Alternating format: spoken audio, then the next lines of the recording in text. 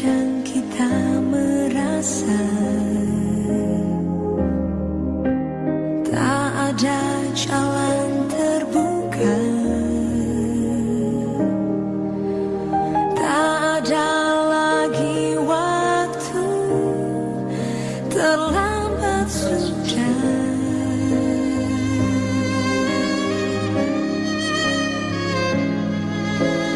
Tuhan tak pernah berdusta, Dia selalu pegang janjinya. Bagi orang percaya, mujizat nyata.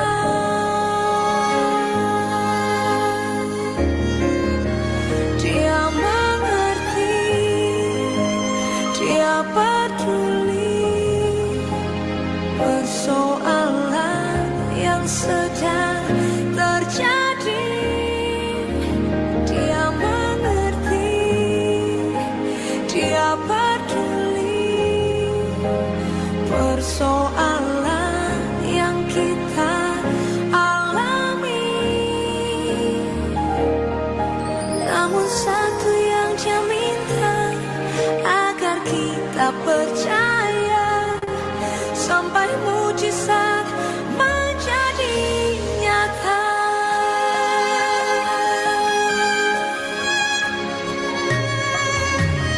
Terkadang kita merasa tak ada jalan terbuka, tak ada lagi waktu, terlambat sudah.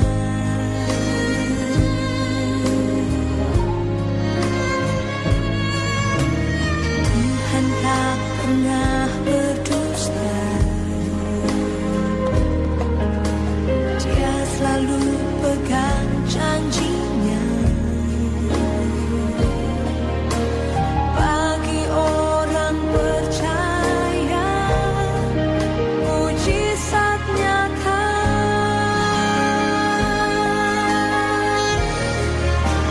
Dia mengerti, Dia peduli persoalan yang sedang terjadi. Dia mengerti, Dia peduli persoalan yang kita alami. Namun satu yang Dia minta, agar kita percaya sampai mujizat menjadi nyata. Bapa kami yang bertata dalam surga, pada sore hari ini kembali kami datang menghadap hadirat Tuhan, mengucap syukur terima kasih untuk pimpinan pertolongan-Mu dalam kehidupan kami pada sepanjang setengah hari ini. Kami boleh menikmati berkat Tuhan melalui ibadah-ibadah yang boleh kami ikuti. Sore hari ini kami ada di NSV. Kami bersyukur karena kami memiliki kerinduan, kami memiliki waktu dan kesempatan untuk mengikuti ibadah lagi di NSV. Bapa kami di surga, kami mohon berkat-Mu turun atas kehidupan kami masing-masing. Berkati bagi Yesi yang menjadi WL, juga bagi Mayor Santi yang membawakan firman Tuhan. Bahkan setiap orang yang terlibat di dalam acara sore hari ini kami serahkan ke dalam tangan Tuhan. Kami percaya Tuhan akan memakai setiap orang menjadi berkat bagi sesama, terlebih bagi kami yang hadir di NSV sore hari ini. Bapa kami di surga, Engkau ampuni dosa dan kesalahan kami. Di dalam nama Tuhan Yesus kami berdoa mengucap syukur. Haleluya. Amin. Berikutnya kita tiba pada acara kesaksian. Seperti tadi sudah perkenalkan, ada 2 orang tamu dari Humas. Mereka adalah donatur yang biasanya selalu membantu dalam kegiatan-kegiatan sosial balak keselamatan di Indonesia melalui Humas. Shalom bagi kita semuanya. Selamat sore. Shalom. Perkenalkan diri saya, nama saya Jendamita Sembiring, bersuami, punya anak 3 dan menantu 3, cucu ada 7 orang. Saya sehari-hari bertugas di Yayasan Sola Gracia yang bergerak di bidang doa, rumah doa, dan saat ini sedang membangun salib sesuai dengan perintah Tuhan. Saya ingin menyampaikan kesaksian saya dalam hal memberi, yaitu pada tahun 1998 kami membeli lahan untuk ladang sekitar 20 hektar. Kemudian di tahun 2009 atau 2010 tiba-tiba tanah itu diserobot oleh orang yang tidak bertanggung jawab. Mereka mengirim preman dan melarang untuk mengerjakan ladang itu. Jadi karyawan tidak ada yang berani bekerja di sana, dan kemudian lahan mereka mendirikan barak di sana dan tidak ada yang diizinkan masuk. Tapi pada waktu saya datang, mereka berkata begini, maaf ya Bu, bos kami yang menyuruh kami, jadi kami harus melakukan perintahnya. Saya pun diam aja, terus kemudian kita mengadu, kemanapun kita mengadu tidak ada artinya, karena semua sudah mereka semuanya, saya tidak mengertilah, tapi pokoknya tidak ada artinya kalaupun kami mengadu.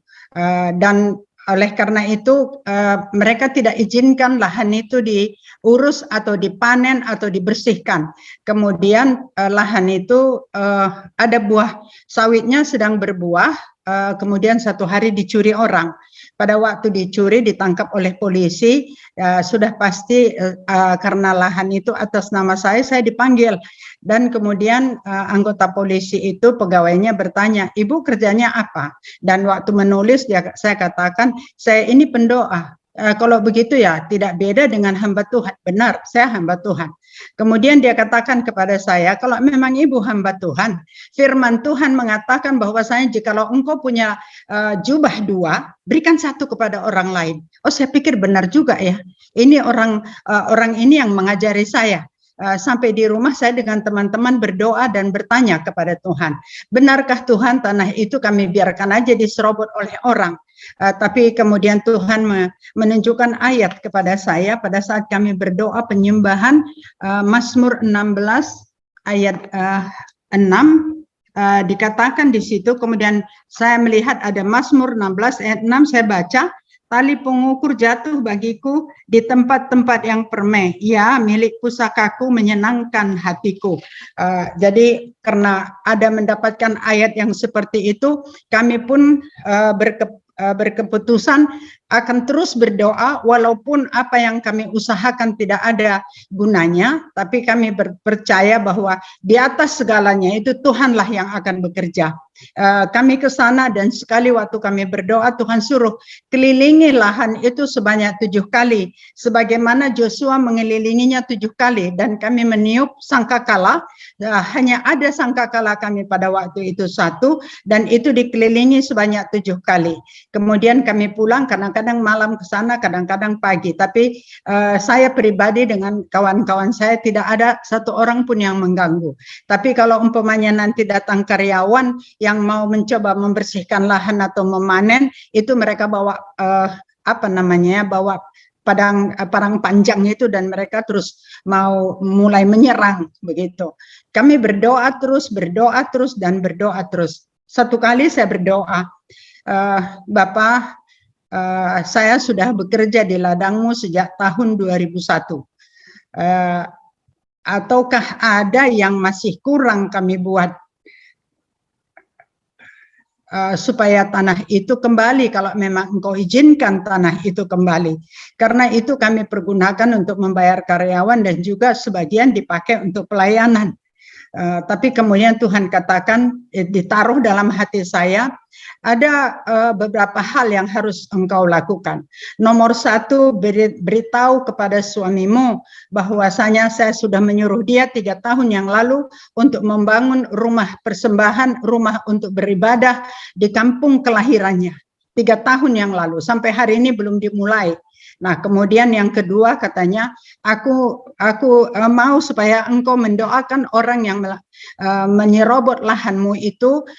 Mereka itu kemudian kami selidiki berapa mereka bersaudara, pemimpin yang menyerobot ini. Mereka ada 17 bersaudara, yang laki-laki 10, dan kami harus tahu siapa namanya. Kami doakan satu persatu supaya mereka itu semuanya bertobat dan Tuhan menangkap mereka, dan kemudian mereka itu tidak ada lagi mengganggu lahan-lahan orang lain, karena orang lain juga tidak akan berani untuk melawan.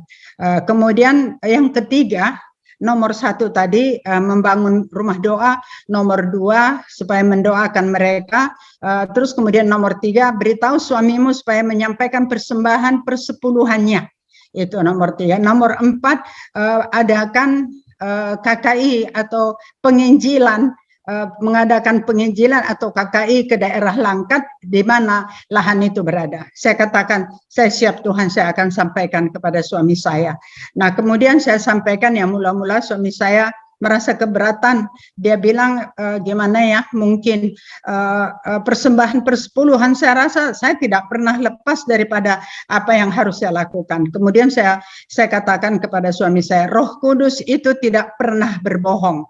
Oleh karena itu coba dihitung, kalau dulu mungkin 10 atau 20 tahun yang lalu kita beli tanah mungkin hanya Rp250 per meter, itu mungkin uangnya itu katakanlah sekian, mungkin kita belum bayar persepuluhan.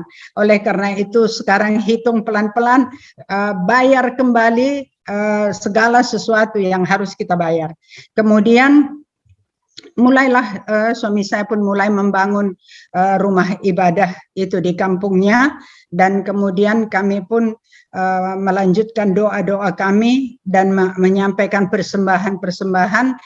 Kemudian saya katakan kepada suami saya harus juga menyembah. Tuhan Yesus berkata, tidak sempatkah engkau berdoa 1 jam saja untukku? Ya berarti kita harus berdoa minimum 1 jam sehari. Dan saya katakan kita harus mengadakan pujian penyembahan, berdoa dan membaca firman.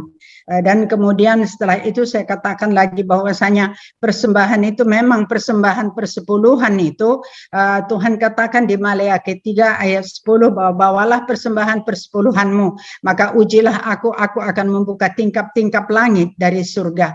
Dan itu yang dikatakan, aku akan membebaskanmu dari belalang pelahap, belalang pengerip, dan belalang pelompat. Ya, saya anggap ini semuanya adalah belalang pelahap yang dimana kita selama 1 tahun tidak bisa mengambil hasil dari buah sawit itu.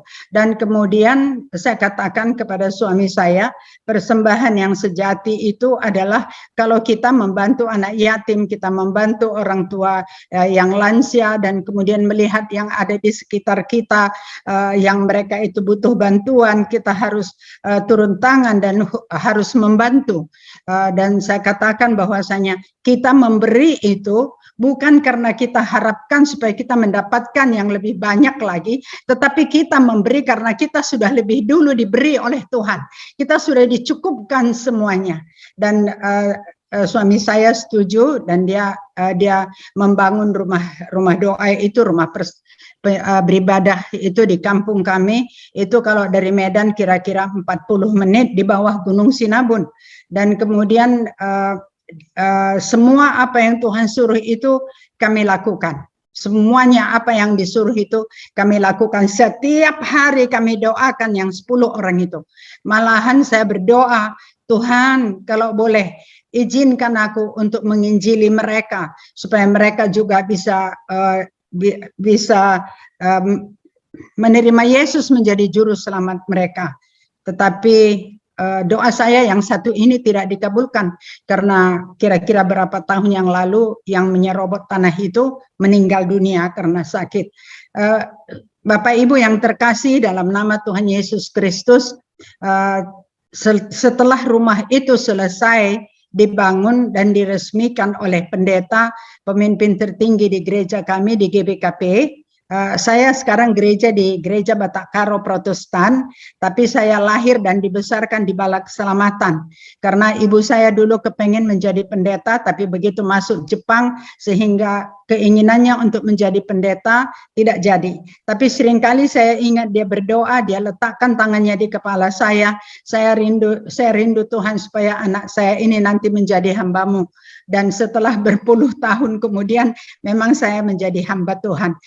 Bapak Ibu yang terkasih, 1 bulan, tidak sampai 1 bulan, 1 minggu setelah rumah doa itu, setelah rumah ibadah itu selesai, camat di daerah itu diganti dan dia bilang ini ada lahan yang sekarang dalam persoalan, dan dia terus selesaikan dan dia buat peraturan tidak boleh banyak yang datang dan hanya 5 orang. Ternyata lahan kita itu tidak sesuai dengan apa yang mereka katakan, tidak ada 1 sentimeter pun lebih daripada yang kita miliki, dan oleh karena itu lahan itu dikembalikan kepada kami dan langsung mereka itu terus telepon minta maaf ya, kita kan bersaudara. Terus kita bilang iya kita bersaudara, kita nggak akan mempersoalkan apa-apa. Saya ingin menyampaikan Bapak Ibu bahwasanya lahan yang 1 tahun kita tidak bisa panen hasilnya, tapi kita harus bayar gaji dari karyawan, kita bayar semuanya gaji karyawan, kita tidak mau mereka itu susah gara-gara itu.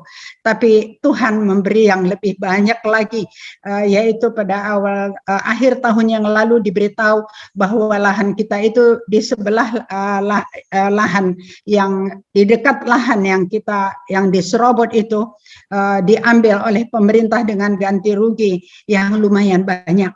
Jadi saya pikir ini adalah pemberian Tuhan, hadiah dari Tuhan yang luar biasa, dan saya harus membagi-bagi uang yang saya dapat ini kemana dibutuhkan. Inilah sedikit Bapak Ibu kesaksian saya.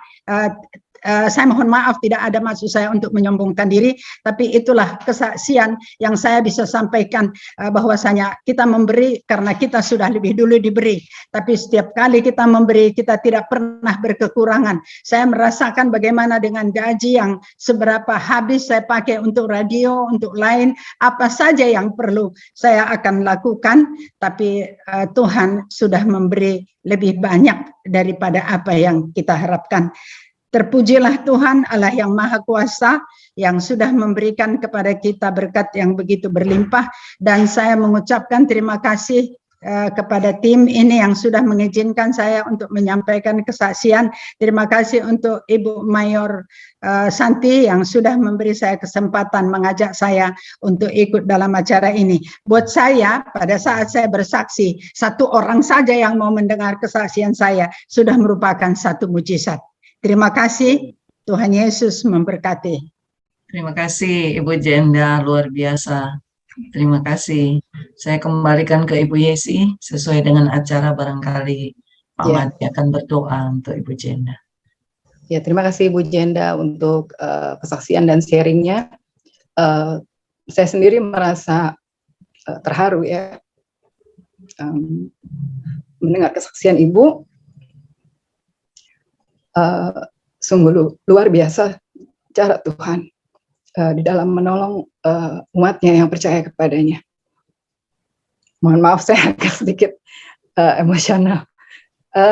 Saya berikan waktu kepada Letnan Kolonel Made Sadia untuk berdoa bagi Ibu Jenda. Mari kita berdoa. Segala puji syukur kami panjatkan kepada-Mu ya Tuhan, untuk kasih setia-Mu di dalam kehidupan kami sekalian. Terima kasih untuk panggilan yang Tuhan berikan bagi kami untuk melayani.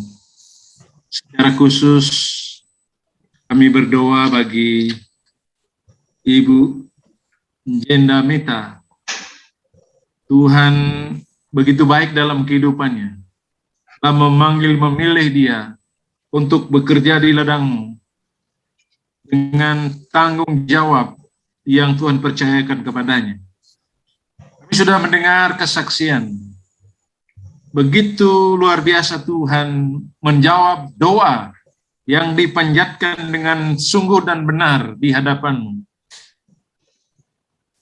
Persoalan yang dialami, tanah miliknya diserobot oleh orang lain. Tapi satu hal yang telah dilakukan adalah untuk berdoa kepada Tuhan. Karena segala sesuatu yang ada di dunia ini adalah milik Tuhan.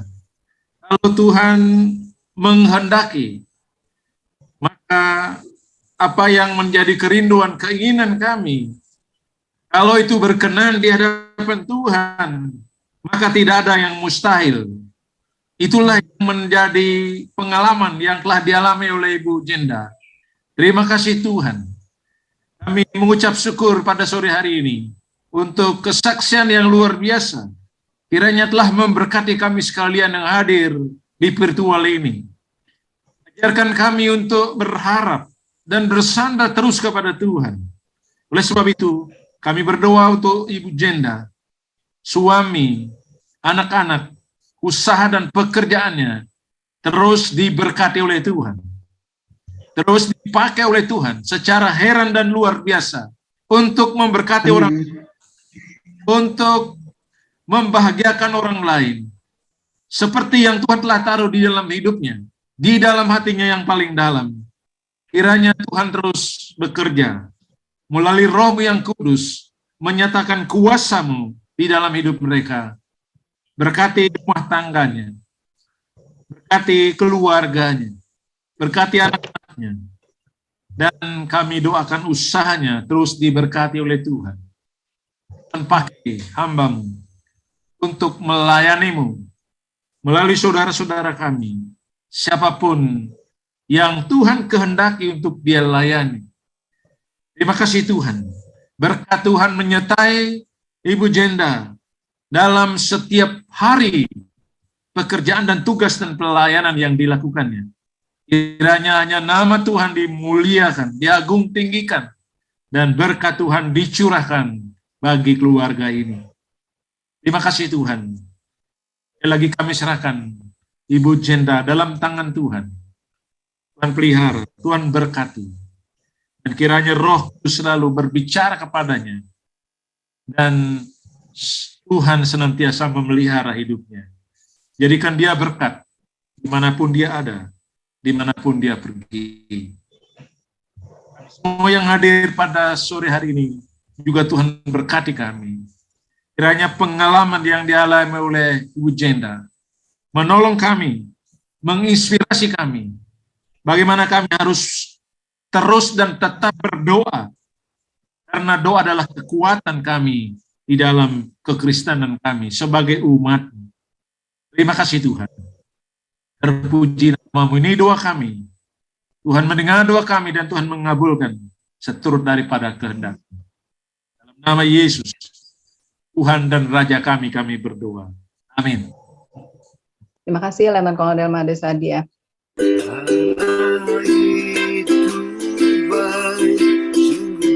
Bagiku ditunjukkannya kasih setianya, Dia menyediakan yang kuperlukan, menyatakan kebaikan, menyatakan kebaikan, menyatakan kebaikannya padaku.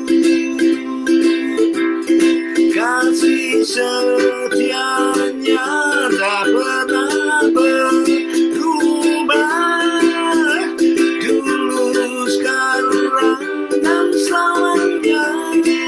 Haleluya. Ajaiblah kuasa dalam nama-Nya. Yesusku luar biasa. Allah itu baik, sungguh baik bagiku. Ditunjukkannya kasih setianya, Dia menyediakan yang kuperlukan, menyatakan kebaikan, menyatakan kebaikan,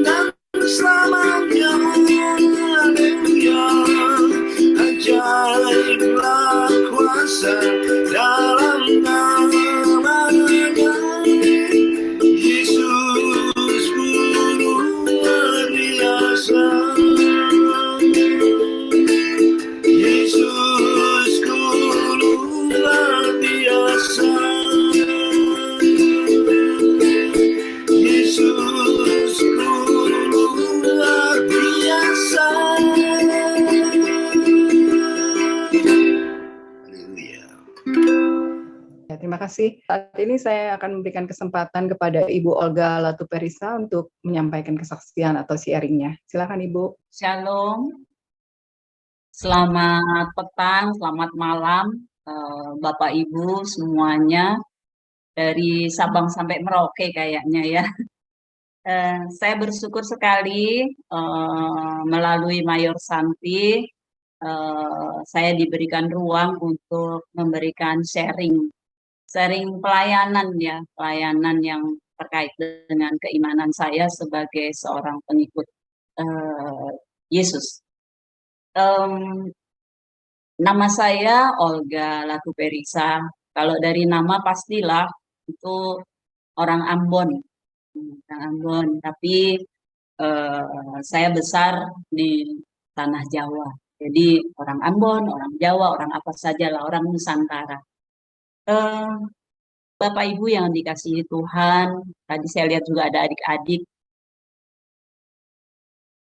Saya mungkin mempunyai passion ya untuk bagaimana memperhatikan orang kecil, berbagi dengan mereka yang membutuhkan. Hal ini bukan terjadi begitu saja, tetapi memang saya belajar dari ibu saya. Saya belajar dari melihat, mendengarkan, dan juga merasakan bagaimana ibu saya itu melayani. Ibu saya seorang yang dulunya bukan Kristiani, dari agama lain. Bahkan ibu saya ini berasal dari keluarga pemuka agama terkemuka di tanah Jawa ini. Nah, tapi ibu saya setelah mengikut Yesus, dia itu kecenderungannya kalau saya lihat fanatik gitu ya. Pokoknya Yesus itu sungguh luar biasa lah untuk hidupnya. Dan entah susah, entah sedih, dia tidak merasakan bahwa karena dia mengikut Tuhan, dia menjadi susah. Enggak. Walaupun kenyataannya secara kasat mata kami hidupnya tidak mudah-mudah amat. Tapi di saat kami kecil, mama saya yang seorang guru pegawai negeri sipil itu mendirikan sebuah sekolah. Sekolah itu sekolah gratis. Sekolah SD Kristen Ruth Betania namanya. Jadi beliau seorang murtadin gitu ya, tapi mendirikan sekolah Kristen. Nah, sekolah itu gratis, diperuntukkan untuk anak-anak dari keluarga tidak mampu dan bahkan anak-anak yang tertolak gitu ya. Jadi tidak diaku oleh orang tuanya, anak-anak yang terlantar. Nah, ini bersekolah di sekolah mama saya dan tidak bayar. Duitnya dari mana? Rupanya Tuhan membukakan jalan. Mama saya mendapatkan selain menjadi guru di sekolah negeri, Mama mengajar di 7 sekolah di Jakarta.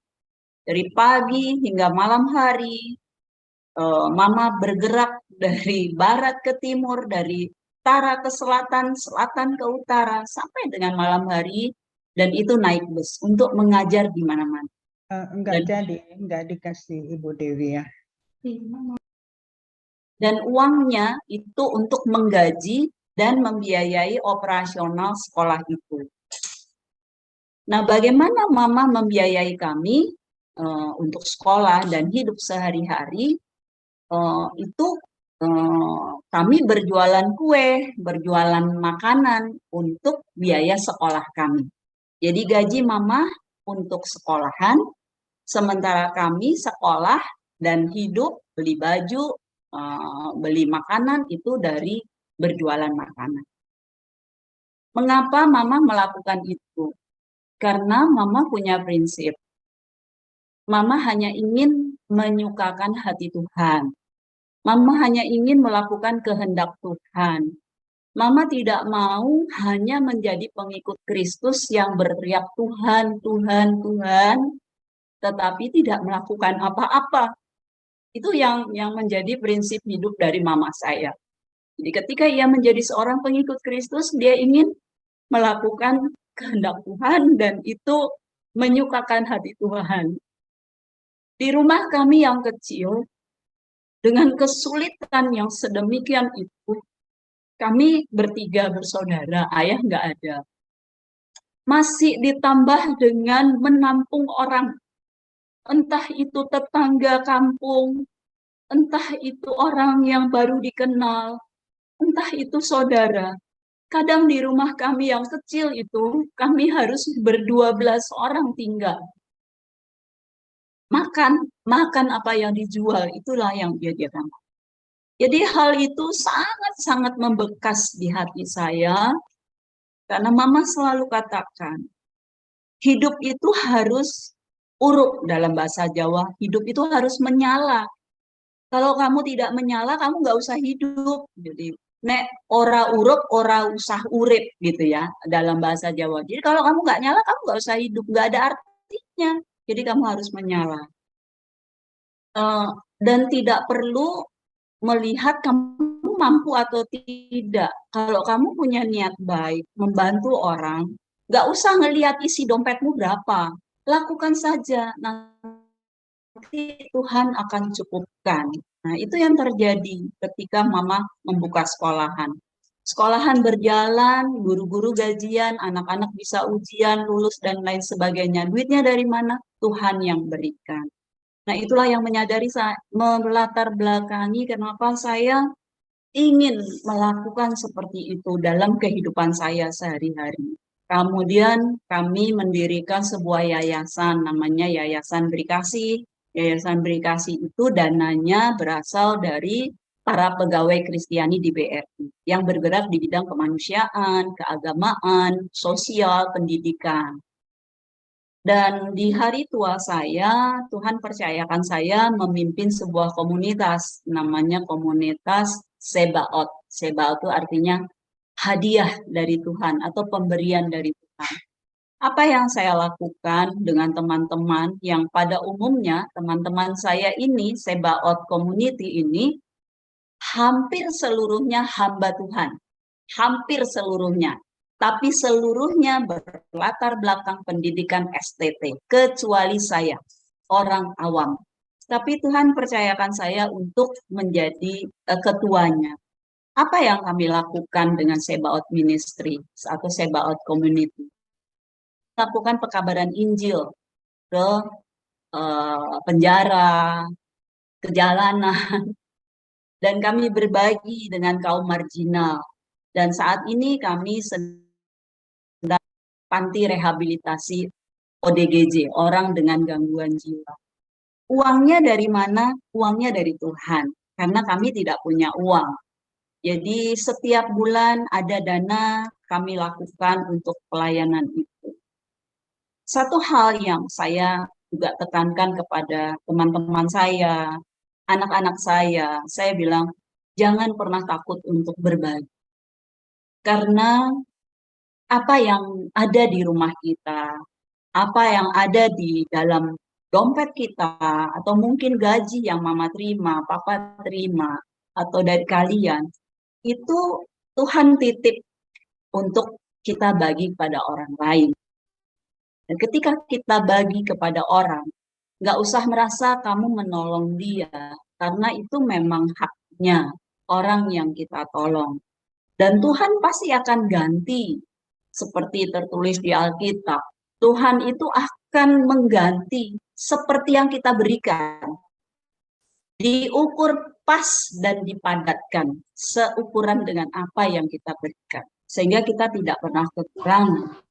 Dan juga nggak perlu harus hebat, nggak perlu menunggu kaya untuk berbagi. Tuhan Yesus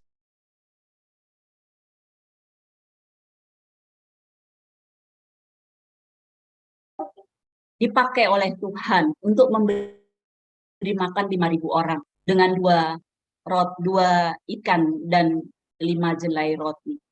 Bukankah itu sesuatu yang luar biasa? Jadi nggak usah harus kaya untuk berbagi, nggak usah hebat untuk berbagi, nggak usah kuat untuk bisa menolong orang. Tapi lakukan saja, maka Tuhan akan berikan kekuatan. Tuhan akan cukupkan apa yang kita butuhkan. Dan itu nggak perlu minta balas sama Tuhan. Tadi Bu Jenda katakan, bukankah kita sudah menerima berkat dari Tuhan? Maka kita juga harus berbagi berkat. Seorang hamba Tuhan seringkali mengatakan sama saya, Ibu selalu berbuat baik. Perbuatan baik Ibu itu kalau di Amsal, saya lupa Amsal 19 kalau nggak salah, dikatakan, siapa yang berbuat baik itu memiutangi Tuhan, dan Tuhan akan membalasnya. Saya tidak begitu. Saya justru kata Bu Jenda tadi, karena sudah menerima berkat, maka saya harus membagikan itu kepada orang lain. Dan saya tidak akan merasa kekurangan. Justru ketika saya berbagi, sukacita yang saya terima. Ketika saya melihat orang lain tersenyum, saya ikut tersenyum.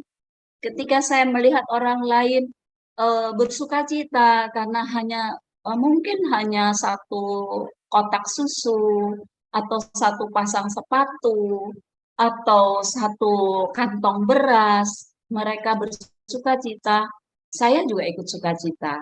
Jadi sama, ketika saya memberi, saya juga menerima. Itu yang selama ini saya rasakan, dan di hari tua saya hanya berdoa pada Tuhan, meskipun aku tidak seperti ibuku, tidak secanggih, tidak sehebat, dan tidak sekaya itu hatinya, tapi di hari tuaku izinkan aku berbuat sesuatu yang bermakna. Dan kalau Tuhan kasih saya umur, Tuhan berikan saya kesehatan, berikan saya kekuatan, supaya saya tidak jadi beban anak-anak, tetapi saya bisa membantu orang lain di sisa usia saya. Karena ketika saya masih muda, saya bisa berkarya, mungkin saya banyak tidak membantu orang karena sibuk dengan pekerjaan. Tetapi ketika hari tua itu, saya banyak sekali memiliki waktu. Saya hanya berdoa, Tuhan berikan saya kekuatan, jangan kasih sakit, berikan saya kesehatan, biar saya bisa banyak membantu orang. Sekecil apapun itu, apakah dengan uang, apakah dengan berdoa, apakah dengan tenaga saya, apakah dengan kehadiran saya ingin menjadi berkat bagi banyak orang, sekecil apapun. Mungkin itulah sharing yang bisa saya bagikan. Maaf saya agak terharu karena setiap kali saya bercerita tentang berbagi kasih, saya selalu ingat mama saya, supaya hidup saya harus menyala seperti pelita yang menyala dimanapun berada, dan juga menjadi garam bagi banyak orang. Terima kasih, Tuhan memberkati. Terima kasih Bu Olga untuk sharingnya, sangat menginspirasi bagi saya pribadi dan tentunya bagi yang hadir pada sore hari ini. Saya minta Mayor Bambang Wite untuk berdoa bagi Ibu Olga. Mari kita berdoa. Bapa di surga, sore ini kami telah mendengar cerita bagaimana pengalaman hidup yang dijalani oleh Ibu Olga.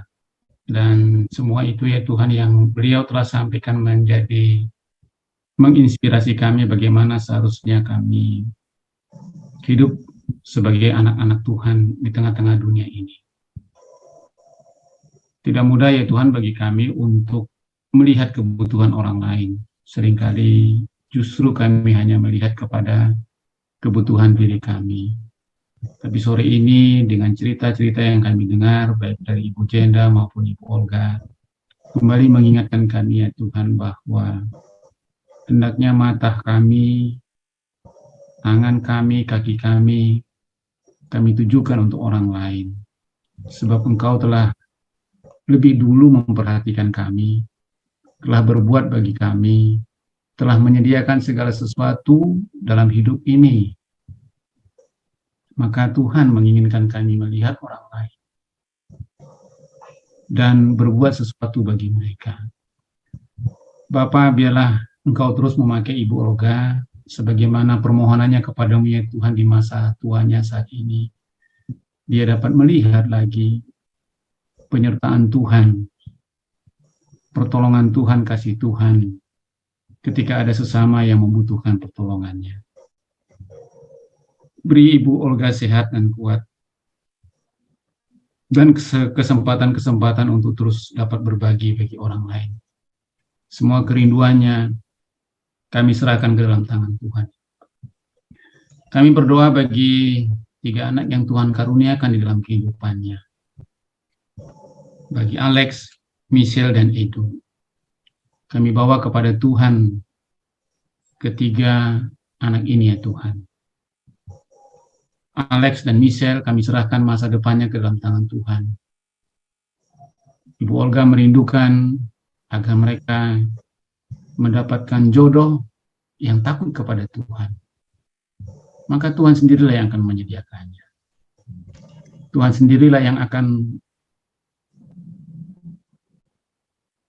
mencarikan orang yang tepat bagi mereka berdua. Masa depan mereka berdua kami bawa kepadamu ya Pak. Usaha pekerjaan mereka. Dan biarlah melalui pekerjaan dan usaha mereka dapat juga membantu orang lain. Kami juga berdoa bagi Edu di masa pemulihan ini ya Tuhan. Akibat kecelakaan yang dialaminya beberapa waktu lalu. Engkau sungguh ajaib menolong Edu. Proses operasi berjalan dengan baik. Dan sekarang kembali dapat menjalani hari-harinya walaupun belum sempurna. Tapi kami meyakini Bapa bahwa Engkau pun punya maksud baik dalam kehidupan itu. Masa depannya kami bawa kepadamu ya Tuhan. Biarlah ketiga anak ini ya Tuhan akan mencontoh teladan dari ibunda yang mengasihi orang lain, melihat kepada kebutuhan orang lain, karena Tuhan terlebih dahulu mengasihi mereka. Masa depan mereka kami bawa kepadamu. Sekali lagi ya Tuhan kami bawa Ibu Olga ke dalam tangan Tuhan, Engkau kiranya menjawab semua kerinduannya. Dalam nama Yesus kami berdoa. Amin. Amin. Terima kasih Pak Bambang. Masih ada satu kesaksian lagi dari Arel, silakan. Ya, selamat malam. Shalom semuanya. Mohon maaf kalau saya sedang di mobil. Saya bersyukur kepada Tuhan bahwa Tuhan sangat amat baik dalam kehidupan pribadi saya dan keluarga. Betapa luar biasanya kekuatan dari perintah Tuhan, yakni apa yang kau tabur itu yang kau tuai. Selama kehidupan saya sudah bersekolah di 11 sekolah yang berbeda se-Indonesia, dan saya bersyukur bahwa saya bisa bertemu dengan berbagai macam teman, dan di kecil memang diajarkan untuk saya dapat berteman dengan siapapun tanpa melihat suku, agama, dan juga keadaan ekonomi dari semua orang. Saya sudah berteman dengan mulai dari anak nelayan hingga anak jenderal, sampai wali kota, gubernur, semua sudah berteman. Namun saya merasa bahwa selama saya berpindah-pindah itu,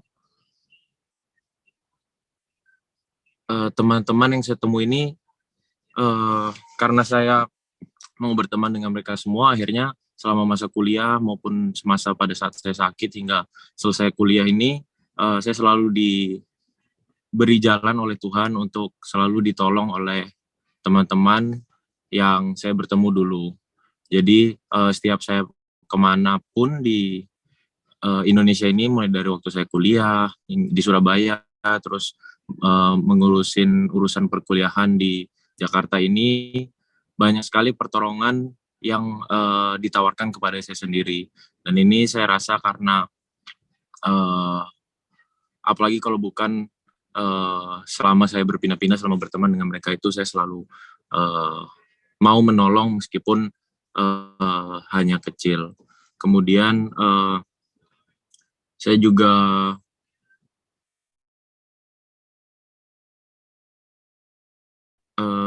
meskipun jadi agak cerita sedikit, saya dulu pernah punya sahabat yang sangat dekat dan selama di Lombok itu beliau ini selalu meminta tolong kepada saya karena keadaan ekonominya. Dan di akhir tahun kemarin beberapa barang yang ada di kafe dan juga uang saya itu dipinjam oleh teman saya ini. Dan ternyata barang-barang itu dijual oleh teman saya dan akhirnya entah bagaimana dia masuk ke penjara karena kasus penggelapan.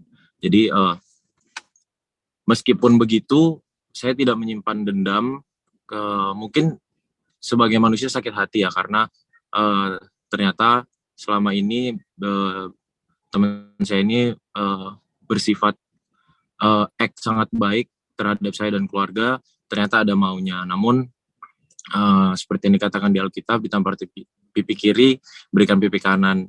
Meskipun teman saya ini sudah di penjara pun, saya masih tetap meskipun sedang susah juga karena pada saat itu PPKM dan usaha kafe sudah sedikit menurun karena sepi, saya tetap berusaha untuk memberikan apa yang bisa saya berikan kepada teman saya ini. Jadi karena teman saya ini ternyata menggelapkan banyak sekali barang di Kota Mataram dari teman-temannya dia, tidak ada yang pernah mau untuk mengunjungi dia di penjara. Namun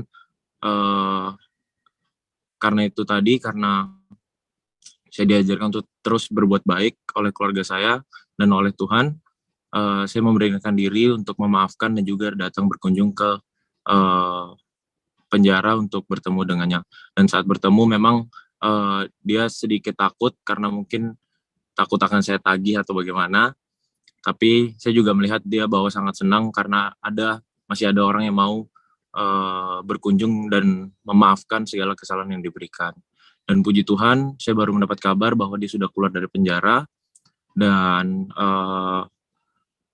ya merupakan hal yang menurut saya luar biasa ya, karena di umur saya segini, masih umur 21, 22 begitu, udah sampai bisa masuk penjara dan dia sudah dikeluarkan dari keluarganya, tidak punya siapa-siapa. Kemarin pada saat ketemu dia cuma bilang sebatas terima kasih banyak, itu saya sudah sangat merasa semua yang saya lakukan kepada dia itu saya merasa itu worth it, karena dari dia yang sudah mengalami banyak hal, meskipun sudah menipu saya, dia bilang terima kasih. Saya merasa seluruh utangnya dia itu lunas. Dan puji Tuhan semenjak itu sangat banyak plan dari Tuhan yang berjalan dengan baik terhadap saya. Minggu depan saya bisa wisuda di Surabaya dan akan bertemu seluruh keluarga, opa oma yang ada di Surabaya, tante om. Kemudian akhir bulan ini juga saya akan berangkat ke Polandia untuk melanjutkan S2 saya sebagai awardee beasiswa dari pemerintah. Dan yaitu mungkin dianggap sepele untuk selalu berbuat baik kepada siapapun, namun memang susah menurut saya untuk, terutama kalau udah berbuat baik dengan orang yang pernah jahat terhadap kita atau menyakiti hati kita. Tapi menurut saya itu semua akan worth it dan selalu ada pelangi sehabis hujan. Saya juga ingin meminta doa untuk urusan pertukaran pelajar dari urusan S2 saya, karena sampai saat ini saya belum mendapatkan apartemen, karena di Polandia sendiri sudah sangat banyak imigran dari Ukraina, sehingga yang didahulukan adalah imigran-imigran tersebut. Jadi seharusnya sih dari akhir bulan lalu saya sudah mendapatkan apartemen, karena kan akhir bulan ini sudah berangkat, namun sampai hari ini pun saya belum mendapatkan, dan saya sekarang ada di Jakarta untuk melakukan urusan pembuatan visa. namun ternyata belum bisa karena harus tetap menunggu dari apartemen tersebut, masih minta terus didoakan. Dari saya itu aja, semoga Tuhan Yesus memberkati kita semua, diberi kesehatan. Haleluya. Amin. Terima kasih Ariel untuk kesaksiannya, kiranya Tuhan selalu memberkati, dan pasti Tuhan akan menolong pada waktunya untuk segala rencana-rencana untuk masa depan, terutama untuk S2-nya. Selamat ya untuk beasiswa yang didapatkan. Kiranya Tuhan selalu memberkati. Mayor Santi akan memberikan sedikit update mengenai kegiatan-kegiatan dari Humas sekarang ini. Mungkin dari kita masih ada yang belum terlalu tahu apa saja yang dikerjakan, apa yang sudah dikerjakan dan sedang dilakukan. Silakan Mayor Santi. Ya, selamat sore Ibu Bapak semua. Terima kasih banyak acara yang sangat indah dan sangat memberkati kami. Terima kasih tadi ada Ariel yang kesaksian dan sangat memberkati. Mungkin bukan merupakan sebuah kebetulan kalau di Polandia itu pimpinan bala keselamatannya mantan sekum kita, Kolonel Cedric Hills. Barangkali Vera bisa bantu nih Ariel untuk connecting dengan mantan sekum kita itu ya, sehingga saya percaya bahwa bala keselamatan internasional selalu saling menolong. Mari Ibu Bapak silakan Keira, slide yang sudah disiapkan, informasi seputar pelayanan Humas. Ya, Ibu Bapak diberkati oleh Tuhan, kami sedang mengerjakan, ini disebutnya program pembinaan untuk suku terasing. Di Indonesia itu ada beberapa wilayah yang masih punya suku terasing. Jakarta juga punya, di daerah Banten.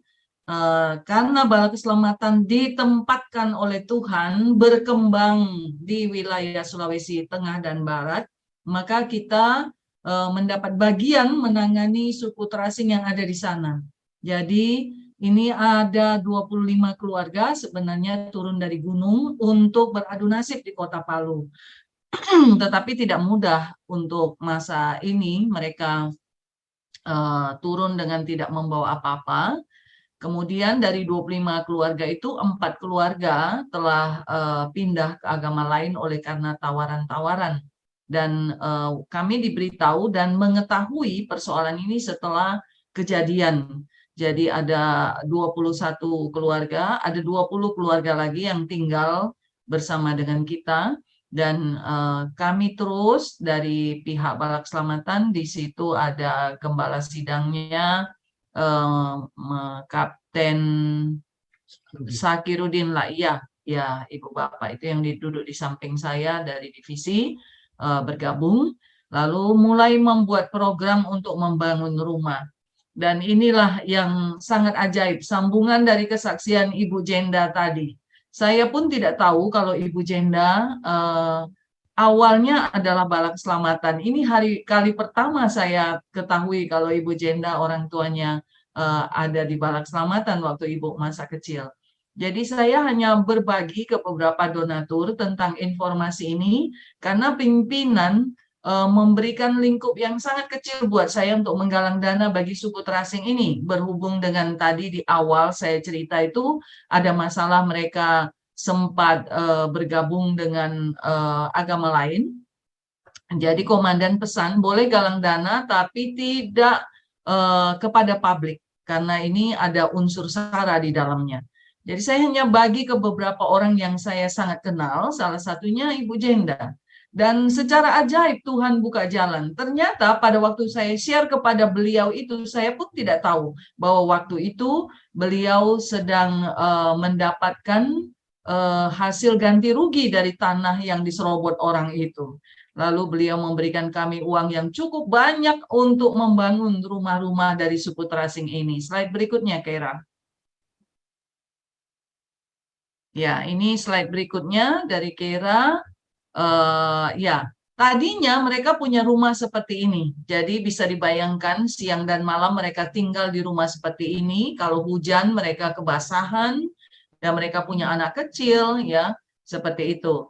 Lalu dari dana yang disampaikan oleh Ibu Jenda dan ada satu ibu lagi yang juga membantu, Dan akhirnya rumah itu bisa dibangun. Kita membeli tanah, Ibu Jenda yang memberikan dana juga membeli tanah. Slide berikutnya, Kira.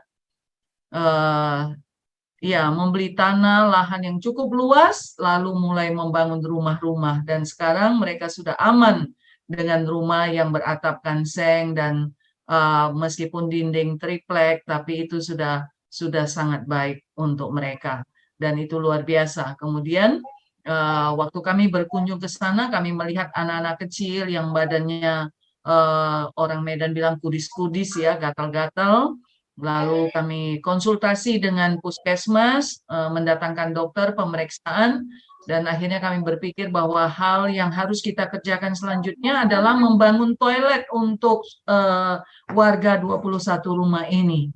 Dan gembala sidang di sana sudah membuat anggaran itu sebesar 81 juta untuk 6 toilet, 2 tempat cuci, dan juga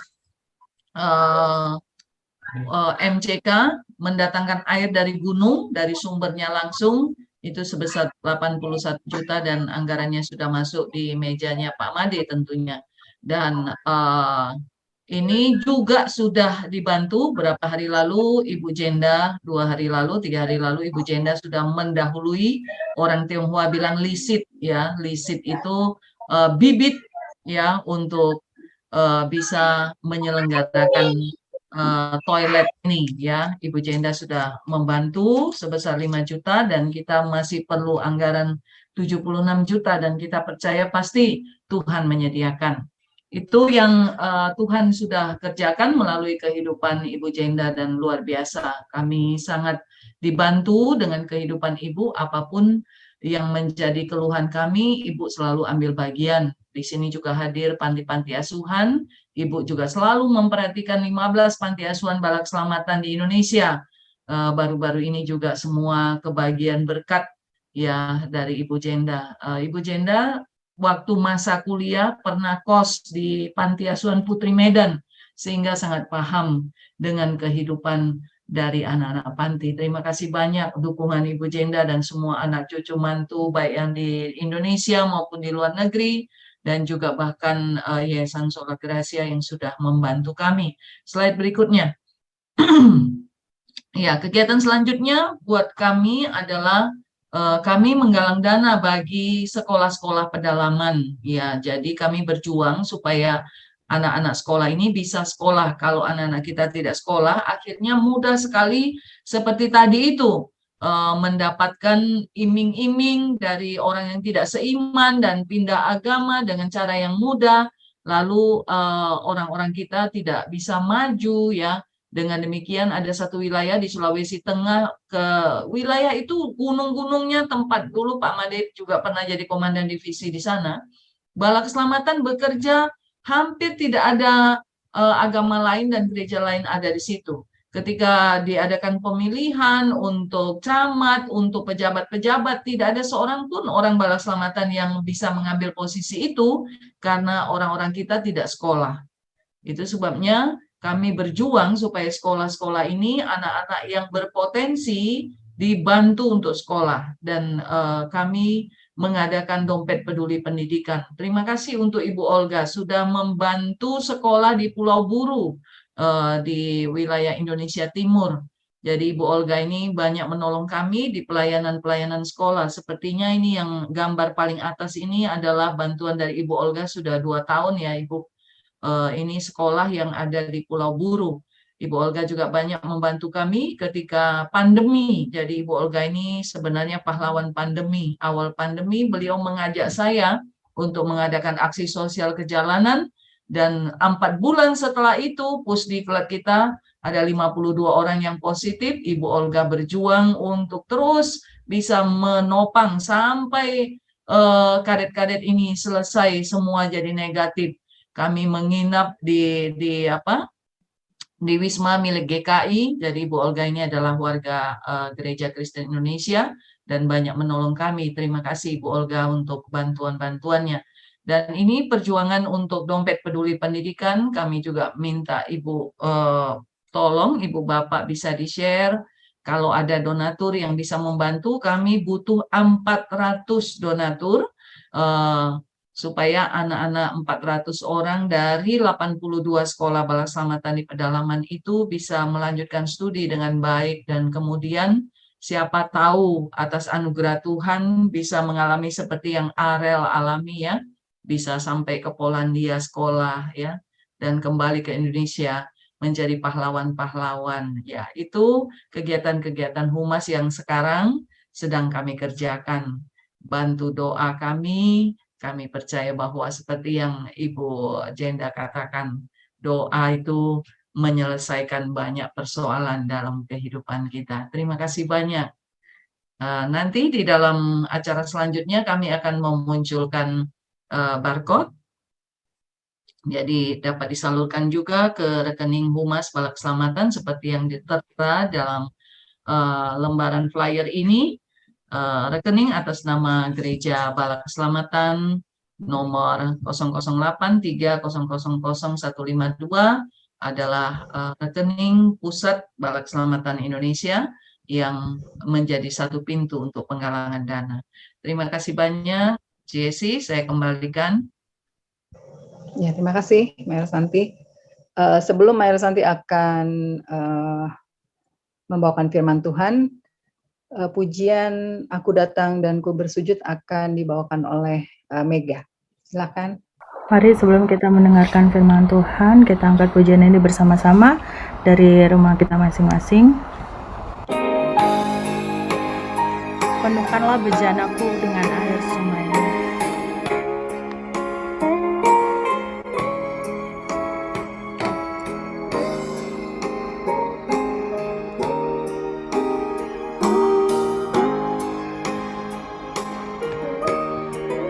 Aku datang dan ku bersujud di hadapanmu, ku rasakan indah hadiratmu.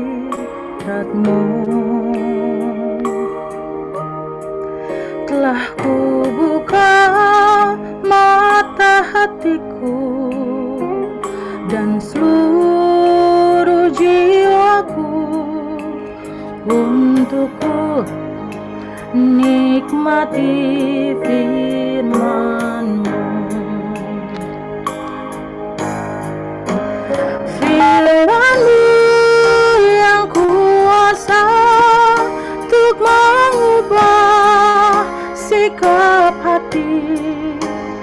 Firman-Mu yang tegakkan di saat ku terjatuh. Penuhkanlah bejanaku dengan air sungai-Mu. Ku haus akan firman-Mu. Firman-Mu yang berkuasa untuk mengubah sikap hati. Firman-Mu yang tegakkan di saat ku terjatuh.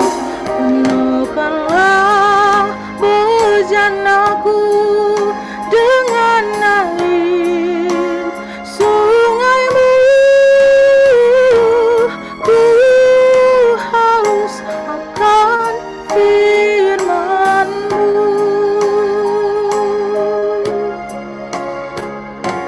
Ku haus akan firman-Mu. Saya serahkan kepada Mayor Santi. Mari kita berdoa. Bapa di surga, demikianlah Engkau mengetahui betapa pentingnya firman-Mu dalam kehidupan kami.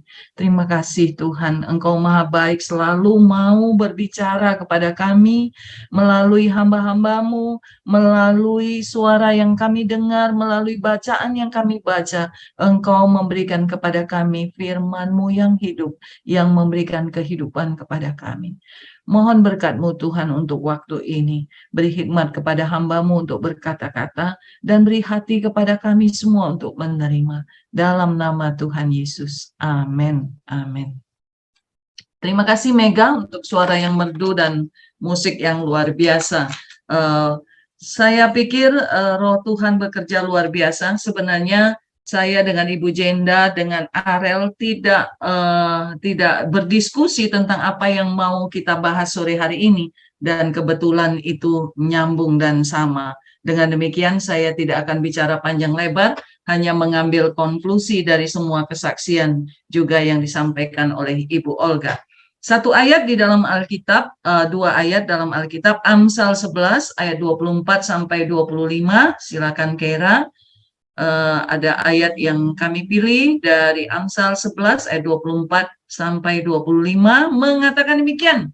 Ada orang yang menyebar harta tapi bertambah kaya. Ada yang menghemat secara luar biasa namun selalu berkekurangan. Siapa banyak memberi berkat, diberi kelimpahan. Dan siapa memberi minum, ia sendiri akan diberi minum. Terima kasih banyak.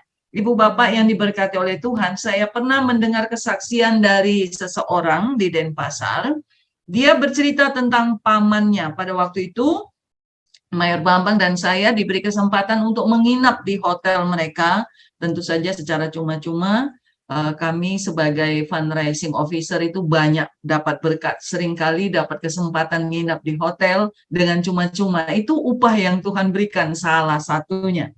Ibu Bapak yang diberkati oleh Tuhan, setelah kami menginap di situ, lalu pemilik hotel mulai cerita. Dia cerita begini, paman saya adalah seorang yang sangat murah hati.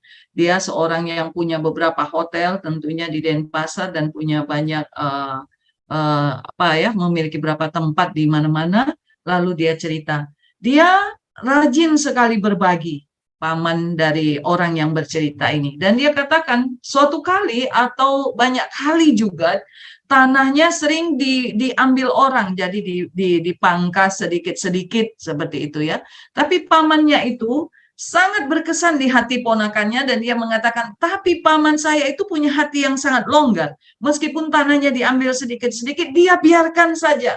Dan luar biasa, malah Tuhan itu menambah-nambahkan harta lebih banyak dalam kehidupan pamannya itu. Dan sampai hari ini, pamannya itu termasuk orang yang paling kaya di tengah-tengah keluarganya. Ada orang yang menyebar harta, tetapi bertambah kaya.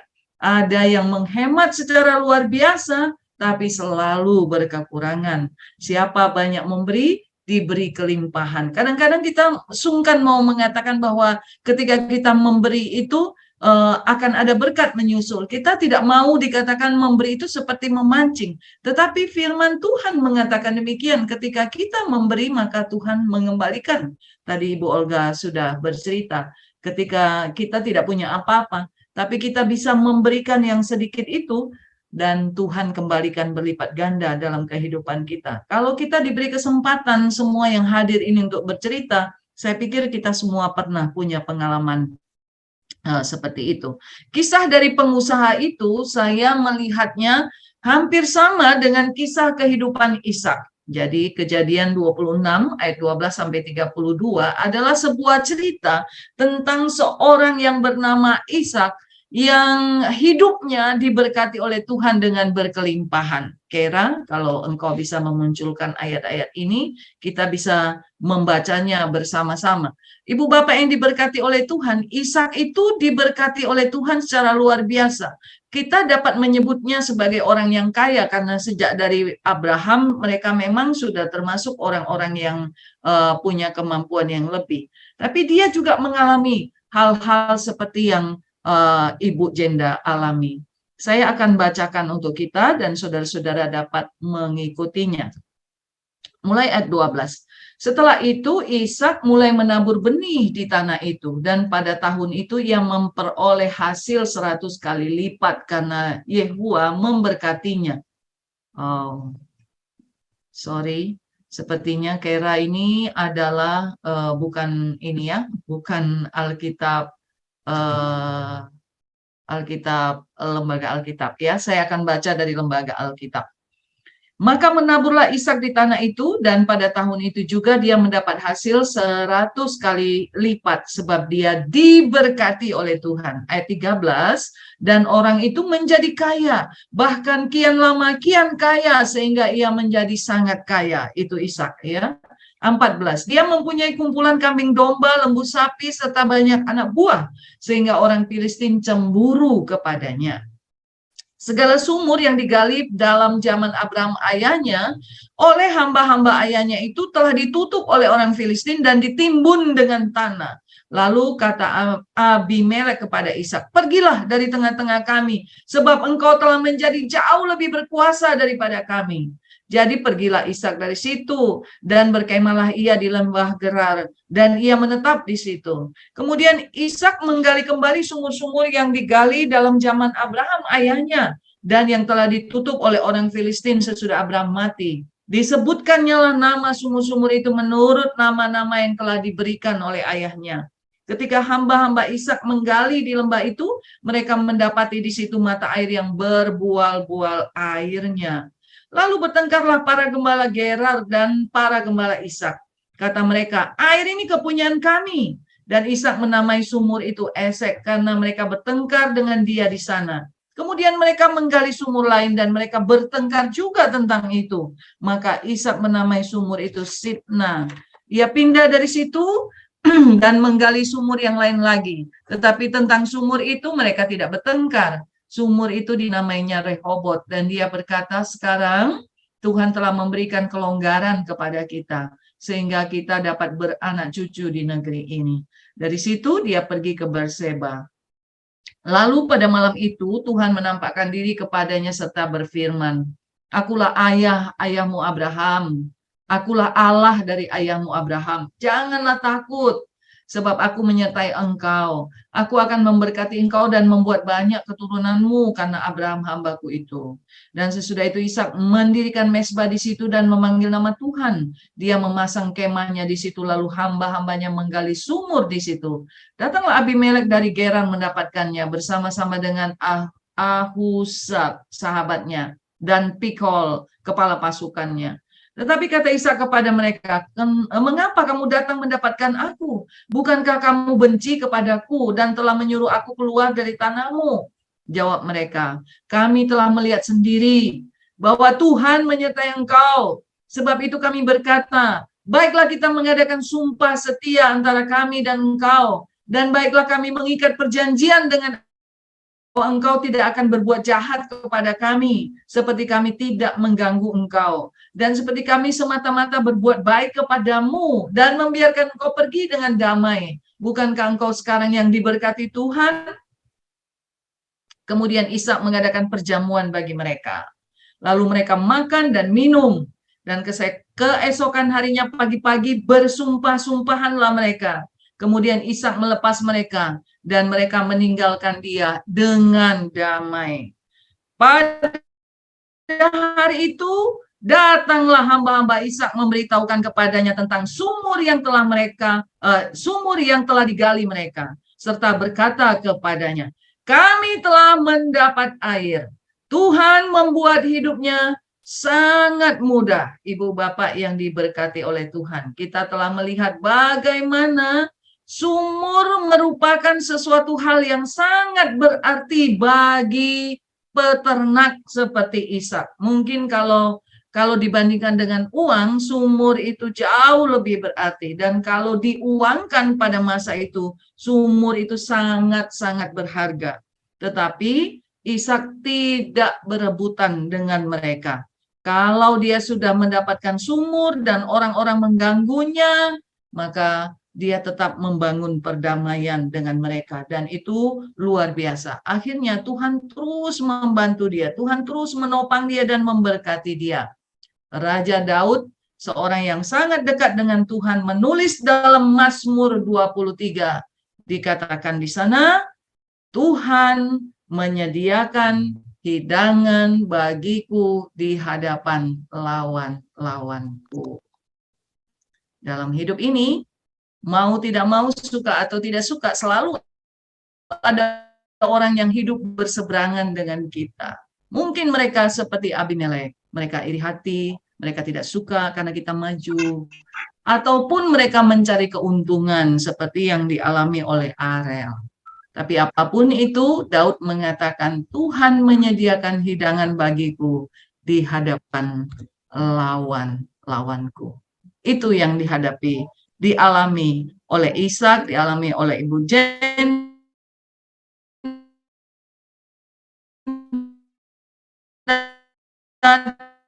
dan dialami oleh Arel. Tuhan yang diambil dari kita.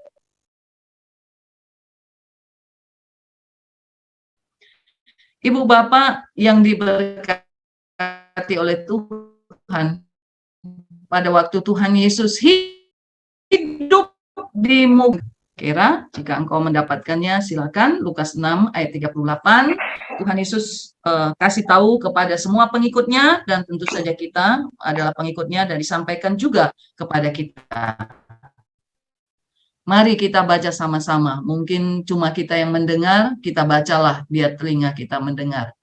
Berilah dan kamu akan diberi suatu takaran yang baik, yang dipadatkan, yang digoncangkan, dan yang tumpah keluar akan dicurahkan ke dalam ribaanmu. Sebab ukuran yang kamu pakai untuk mengukur akan diukurkan kepadamu.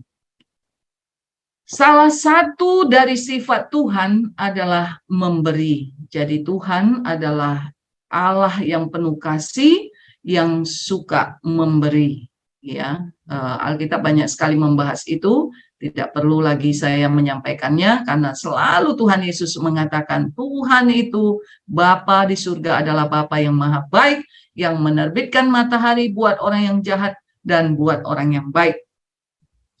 Ibu Bapak yang diberkati oleh Tuhan, Tuhan itu menciptakan bumi tentu saja berpusat kepada sifat-sifatnya. Ya, salah satu dari yang saya melihat ya beda dari yang lainnya yang terjadi di muka bumi adalah sumur. Ketika kita menimba air sumur, berapapun banyak kita timba dari air sumur itu, maka permukaan air itu akan kembali sama seperti semula sebelum kita timba. Bahkan hasilnya menjadi lebih baik. Sumur itu menjadi lebih bersih dan airnya tidak berbau. Sebaliknya, kita sudah juga sering kali mendengar kisah tentang laut mati yang terkenal asin. Dan laut mati itu tidak mengalirkan air kemanapun, sehingga di sana tidak ada satu makhluk pun yang bisa hidup. Saudaraku, orang yang paling berhikmat di muka bumi ini, yang kata Tuhan sebelum dia dan sesudah dia nggak ada lagi orang yang lebih pintar dari dia, yang namanya Salomo, dia menulis begini dalam Amsal 19 ayat 17. Siapa yang menaruh belas kasihan kepada orang lemah, dia memiutangi Tuhan. Saya ingin menyampaikan satu kisah yang terakhir kepada kita. Ada satu kisah yang terjadi di suatu daerah yang mengalami peperangan. Daerah itu ada patung Tuhan Yesus. Sayangnya pada suatu hari patung Tuhan Yesus itu kehilangan kedua lengannya karena kena bom. Dan masyarakat berembuk untuk memasang kembali patung Tuhan Yesus dengan biaya dari mereka sendiri. Tapi apa yang terjadi ketika mereka dengan semangat hendak memperbaikinya? Pemimpin dari wilayah itu mengatakan, ya biar saja lengan Tuhan Yesus itu tidak ada. Ya, orang Medan mengatakannya buntung. Hal ini, patung ini akan terus menjadi pengingat kepada kita bahwa Tuhan Yesus membutuhkan tangan kita untuk bisa memberkati dan menolong orang lain. Tuhan memberkati kita semua. Selamat melayani. Salah satu pelayanan yang Tuhan nantikan dari kita adalah memberi. Tuhan memberkati kita masing-masing. Mari kita berdoa. Bapa Surgawi, kami datang bersyukur kepadamu. Hari ini Tuhan memberikan kepada kami firman yang sulit. Memberi itu tidak mudah, Tuhan. Kadang-kadang kami tidak punya, ada waktu juga kami banyak program dengan diri kami, dan lain waktu ada orang-orang yang menyakiti kami.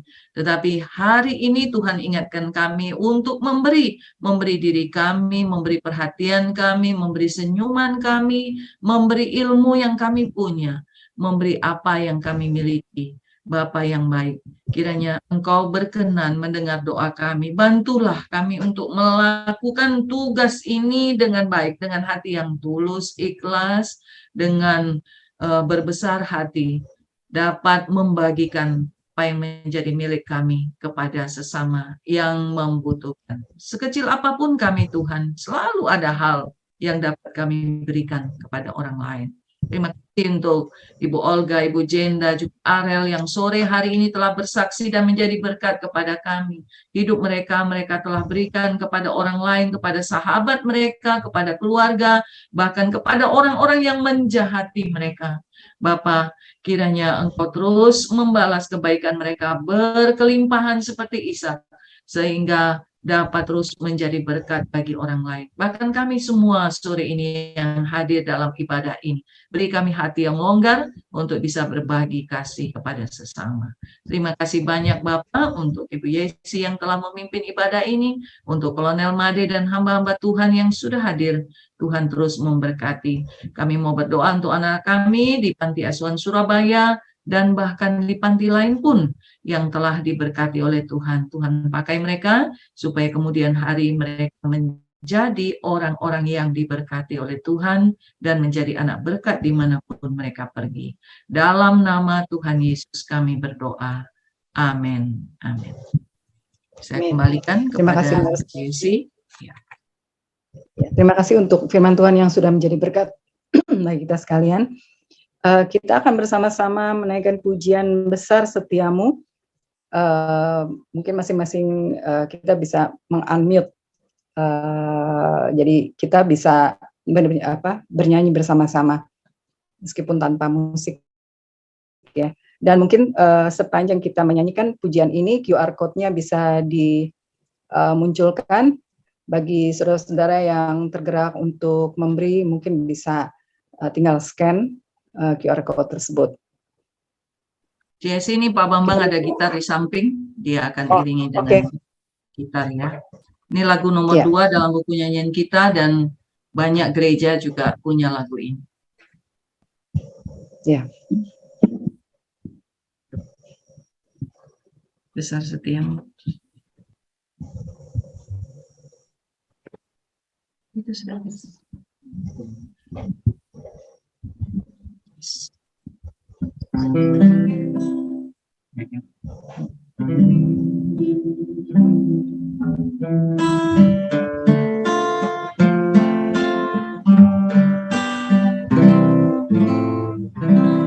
Besar setiamu Allah Bapakku, besar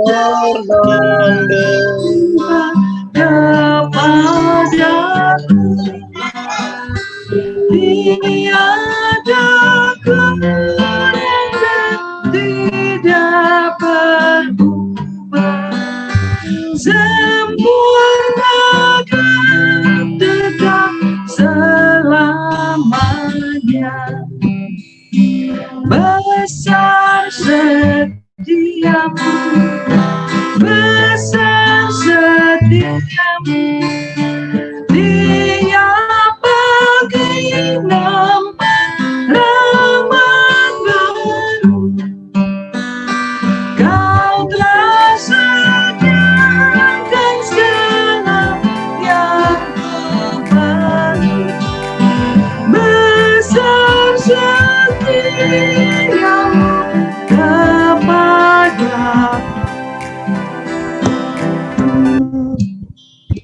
segenap makhluk serta bintang dan bulan, segenap alam yang diciptakannya, turut menyaksikan dan bergembira. Kasih setiamu yang mulia, besar setiamu, besar setiamu.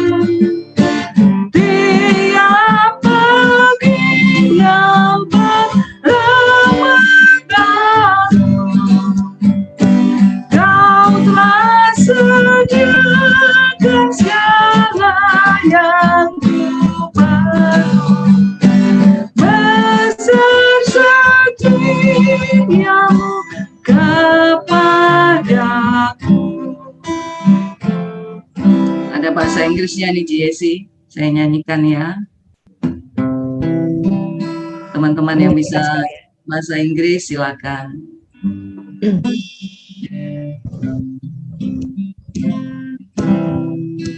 Great is thy faithfulness, O God my Father. There is no shadow turning between.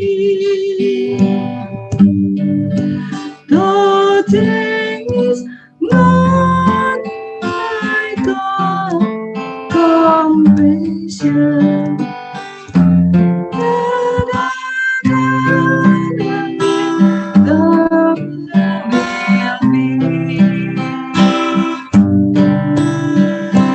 That is thy faithfulness, great is thy faithfulness.